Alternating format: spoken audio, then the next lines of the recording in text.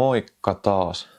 Se on joulukin taas ohitte ja toivottavasti kaikilla oli lepposa ja mukava joulu.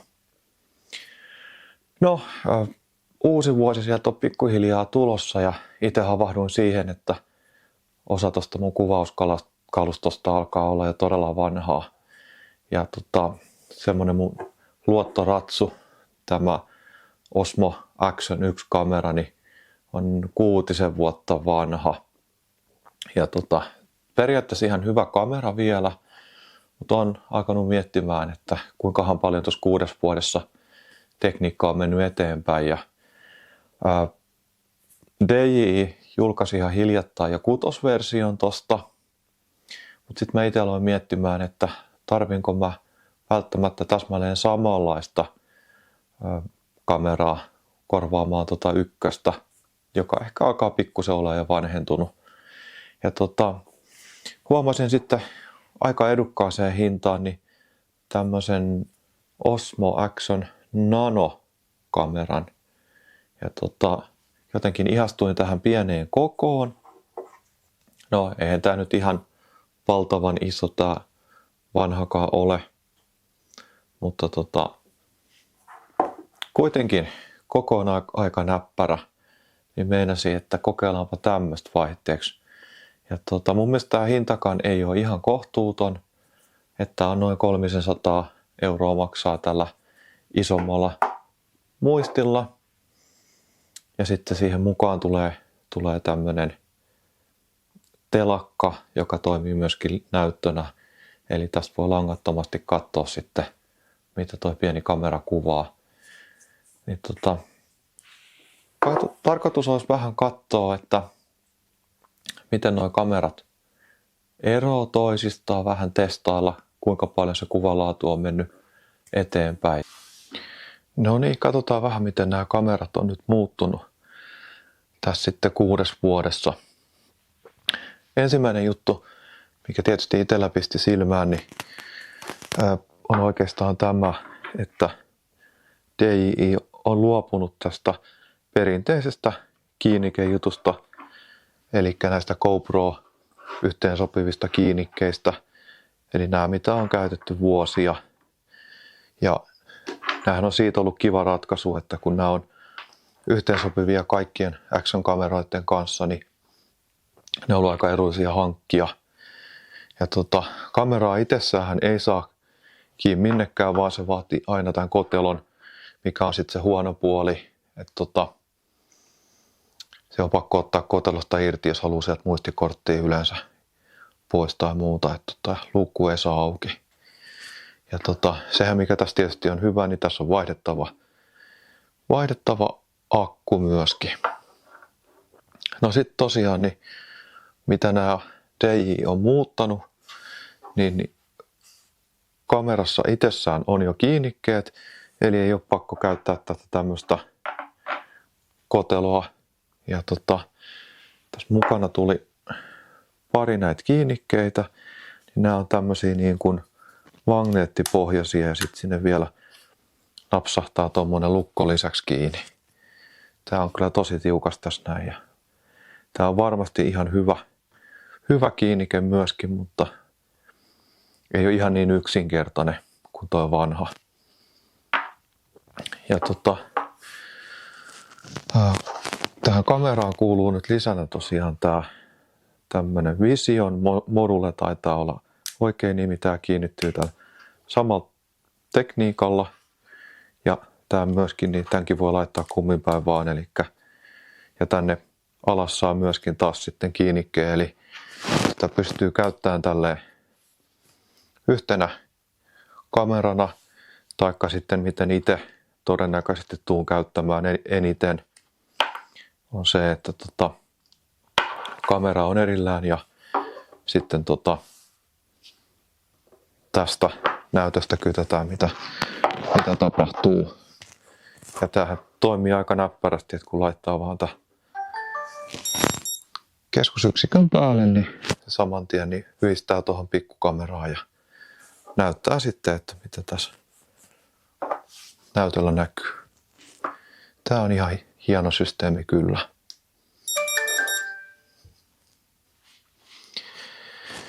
Ja vaihdettavia akkuja ei tässä tosiaan ole, vaan täällä on USB-C löytyy täältä, millä saa ladattua tämän Vision modulen akun.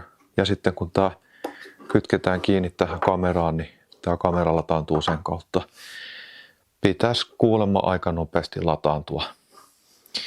Ja kamerassa itsessään tässä versiossa on 128 gigaa muistia. Luulen, että se riittää mulle tosi hienosti. Mutta sitten täällä on mahdollista myöskin laittaa ihan perinteinen toi muistikortti lisäksi, niin ei lopu kyllä tallennustila kesken.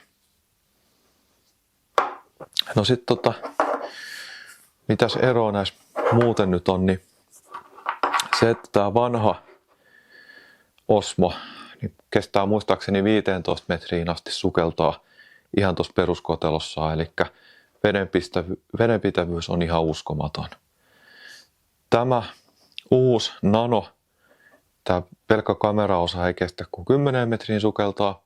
No, se todennäköisesti riittää kyllä normijuttuihin. Mutta mikä tavallaan on vähän harmi, niin tämä Vision module ei ole kuin roiskeveden kestävä. Eli tämän kanssa ei voi ainakaan sukeltaa. Eli tämä täytyy jättää silloin pois, jos meinaa veteen mennä. Onneksi nyt kuitenkin on sadeveden, niin kuin roiskeveden kestävä, niin pystyy ulkona kuitenkin käyttämään normijutuissa. No sitten mitä ton Osmo Nanon paketin mukana tuli, niin tosiaan tämä kamera ja Vision module, tämä on tämä niin sanottu standardipaketti. Sitten on tämä pieni suojakotelo. En tiedä kuinka paljon tämä suojaa, mutta kyllä nyt meinaa sen siihen laittaa. Ja sitten tuli mukana tämmönen vaikka lippalakkiin kiinnitettävä kiinnike. Tää on varmasti ihan hauska. Sitten on tää imukuppi. Pieni imukuppi saa kiinni. Ja sitten kun tän ottaa irti, niin tässä on nyt kuitenkin tää normikierre. Eli pystyy siis hyödyntämään näitä normikierteellä olevia vanhojakin kiinnikkeitä onneksi tämän kautta ihan hyvin. Eli ei ihan ensimmäisen tarvitse olla lisää kamaa hankkimassa. Mutta sitten tämä oli kiva juttu, mikä tuli vähän mukava ylläri, niin tämmönen magneettinen kaulanauha. Eli toi pitäisi ihan pelkästään magneetin avulla pysyä toi kamera tässä, niin saa uusia kuvakulmia. Kyllä se todella tiukkaan siihen nappaseen kiinni. Ei kyllä varmaan irtoa. Tää voi olla oikeasti ihan hauska joissain tilanteissa. Pieni kevyt kamera kaulassa. Ja no, miten se kuvalaatu todennäköisesti on nyt ainakin kehittynyt, niin tässä on sensorin koko on kasvanut. Ihan tarkkaan en nyt muista näitä kokoja, mutta luonnollisesti tässä on isompi sensori kuin tässä 6 vuotta vanhassa. Tämä vanha kuvasi 8-bittisellä värisyvyydellä ja tämä uusi Nano pystyy 10 bitin värisyvyyteen, eli mä luulen, että siinä tulee ehkä sitten se isoin ero kuvan laatuun. Ja varmasti myöskin nuo pakkausalgoritmit on kehittynyt siihen malliin, että todennäköisesti se kuvanlaatu on vaan parempaa uudessa laitteessa. Ei muuta kuin lähdetään nyt vähän testailemaan, miten nuo kamerat vertautuu keskenään niin kuin normikuvauksissa. Mun mielestä kumpikaan kamera ei täysin onnistu valojen sävyä nappaamaan oikein, mutta kyllä tuo Nano on lähempänä totuutta.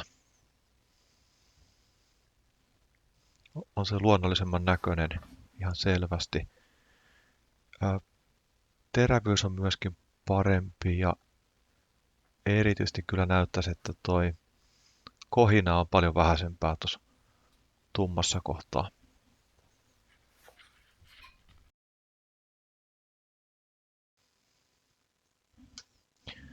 selvästi tuossa Osmo Actionissa niin on jotenkin lämpöisemmät värit ja kuva on muutenkin vähän pehmeämpää, ehkä melkeinpä elokuvamaista. Et Nanon kuva on kyllä selvästi terävämpi ja värit taitaa olla kyllä realistisemmat. Et kummassakin on omalla tavallaan ihan kivan näköinen tuo kuva.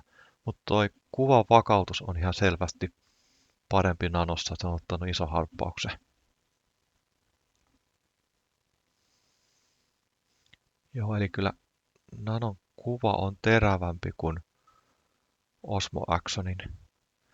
Et tietysti kuvan käsittelyssä pystyy sit luomaan sitä pehmeyttä halutessa, että siinä mielessä parempi näin päin.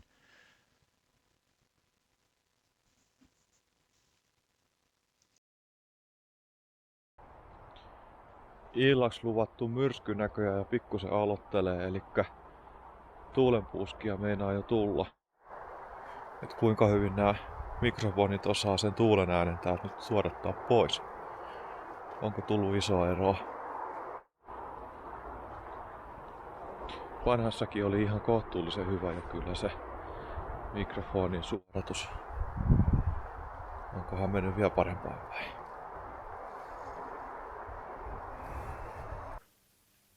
Tämmönen testi tällä kertaa. Ihan hyvältä kameraltahan toi uusi hankinta nyt vaikuttaa. Että kyllä se kuvalaatu on selvästi ottanut harppauksia eteenpäin.